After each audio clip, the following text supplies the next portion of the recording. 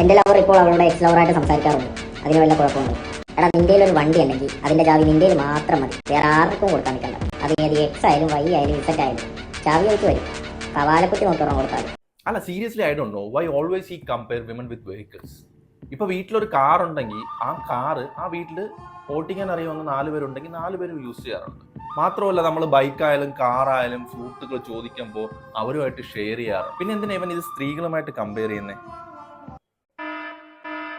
Dear boys beware of this guy. നിങ്ങളുടെ girl ഫ്രണ്ട്സിനെ കുറിച്ച് ഇവൻ കാറ് ബൈക്ക് എന്നൊക്കെ പറഞ്ഞു വന്ന.